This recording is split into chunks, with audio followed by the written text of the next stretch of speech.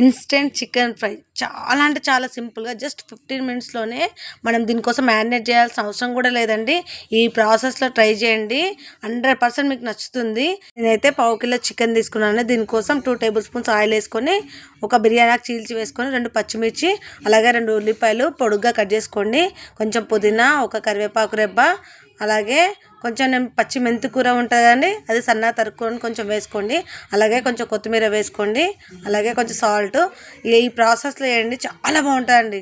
తర్వాత ఒక స్పూన్ అల్లం వెల్లిపాయ పేస్ట్ అలాగే కొంచెం పసుపు వేసుకొని ఇలా కలిపేసుకోండి ఈవెన్గా. తర్వాత నీట్గా కడిగేసుకున్న చికెన్ దీంట్లో వేసేసుకొని ఈవెన్గా ఇట్లా స్ప్రెడ్ చేస్తూ కలపండి, ముక్కలకు పట్టేలాగా కలిపేసుకొని ఇలా క్యాప్ పెట్టేసి ఒక 2 మినిట్స్ వదిలేయండి. మీడియం ఫ్లేమ్లో, హై ఫ్లేమ్లో పెట్టొద్దండి. చాలా అంటే చాలా బాగుంటుందండి. మీరు ఈ ప్రాసెస్లో ట్రై చేయండి. ఇలా మధ్య మధ్యలో కలపండి. ఇలా ఇప్పుడు కొంచెం కస్తూరి మేతి నలిపి వేసేసుకోండి లాస్ట్లో కన్నా. ఇప్పుడు మధ్యలో వేస్తే ముక్కలకు పట్టేసి టేస్ట్ చాలా బాగా వస్తుందండి. ఇలా అడ్జస్ట్ చేస్తూ కలిపేస్తూ ముక్క ఉడికిపోయిందండి చూడండి. ఇప్పుడు మనకు రుచికి సరిపడా కారం అలాగే సాల్ట్ వేసుకొని ఒకసారి కలిపేసుకొని తర్వాత కొంచెం చిన్న కప్ అంతా పావు కిలో కదండి కర్డ్ వేసుకున్నానండి. తర్వాత కొంచెం ధనియాల పొడి అలాగే ఒక స్పూన్ గరం మసాలా వేసుకొని ఒకసారి కలిపేసి ఈవెన్గా స్ప్రెడ్ చేసి ఒకసారి క్యాప్ పెట్టేసి వదిలేసేయండి మీడియం ఫ్లేమ్లోనే, లేదంటే సిమ్లో పెట్టేసేయండి.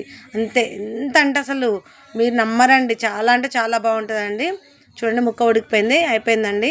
తర్వాత దీని నుంచి కొంచెం నేను లెమన్ వేసుకున్నాను. తర్వాత కొంచెం కొత్తిమీర జల్లేసుకున్నానండి. తర్వాత దానిపై నుంచి కొంచెం పుదీనా ఆకులు అలా వేసేసుకున్నాను.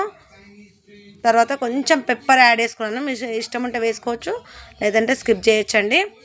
కానీ పెప్పర్ వేసుకుంటే చాలా బాగుంటుందండి, డిఫరెంట్ తెలుస్తుంది.